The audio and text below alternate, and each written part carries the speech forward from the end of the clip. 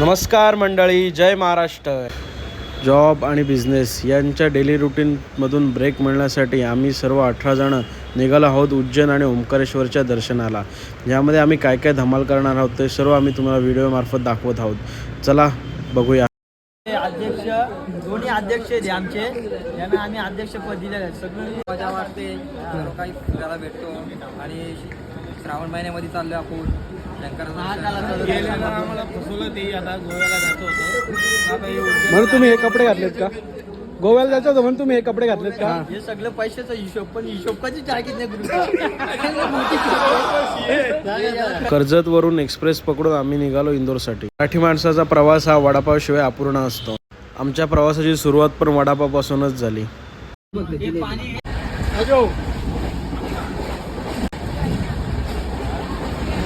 रात्रीचं जेवण झाल्यानंतर आम्ही 9:30 वाजता पत्ते खेळत होतो.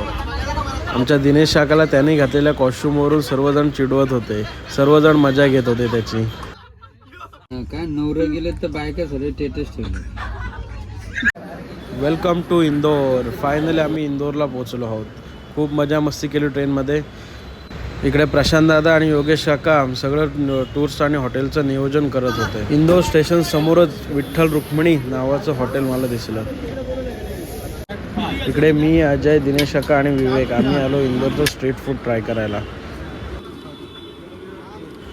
समोसा आणि पोहे खूप छान होते. कसं आहे चहा? एक नंबर. तुमचं काही बोलणं मध्ये मराठी. चहाची प्राइस किती आहे? 6 रुपये. आणि समोसा पोहा?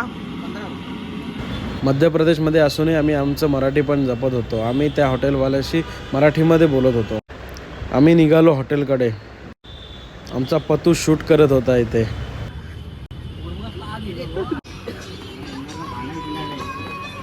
हॉटेल खालीच गरम गरम वाफळलेला चहा मिळत होता.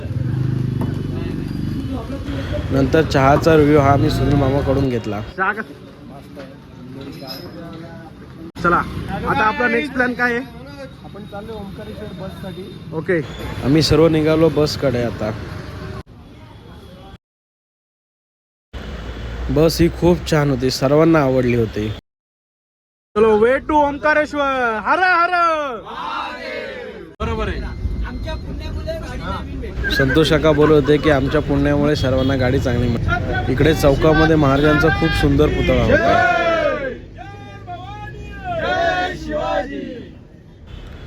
आमचे आप्पा खूप फुल ऑन फायर होते.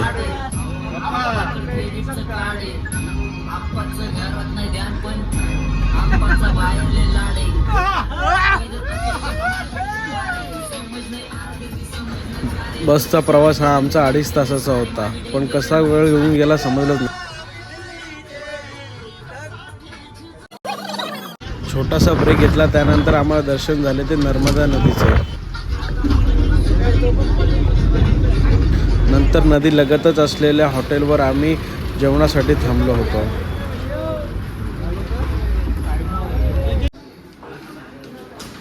भरत काका, दिनेश काका, नंदू काका, सूर्याजी काका आणि प्रशांत भाऊ सर्व ऑर्डर देत होते.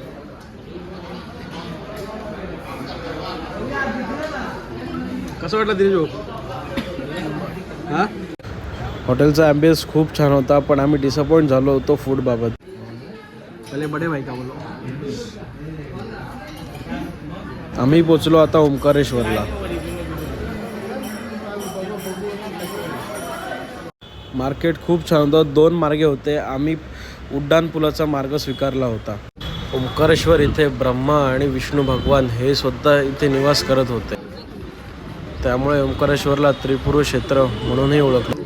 प्राचीन काळात देव आणि दानव यांच्या युद्धांमध्ये देवांचं संरक्षण करण्यासाठी पाताळात भगवान महादेव स्वतः प्रकट झाले. त्यामुळे देवांनी इथे एक शिवलिंग स्थापन केलं. तेच हे शिवलिंग म्हणजे ओंकारेश्वर. इथे स्वतः भगवान महादेव रात्री येतात.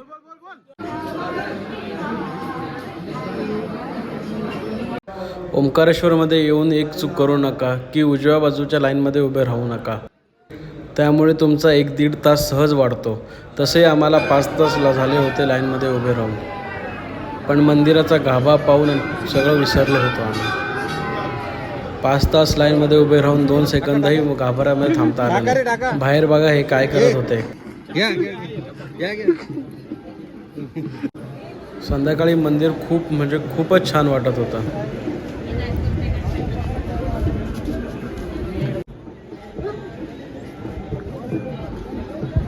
आणि आता पुन्हा निघालो आम्ही रूमकडे. सर्वजण खूप थकले होते. दुपारचं जेवण झालं त्याच ठिकाणी आम्ही चहासाठी थांबलो होतो.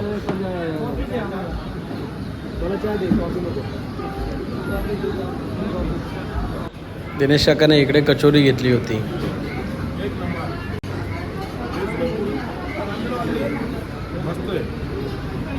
काय फरक आहे महाराष्ट्राची कचोरी आणि इथली कचोरी? सेम आहे. बंधू प्रेम. अजयने समोसा घेतला होता पण तो खूप डिसअपॉइंट झाला होता. पैसा वेस्ट आहे. हां पैसा वेस्ट आहे. अन्न हे पूर्ण बरोबर.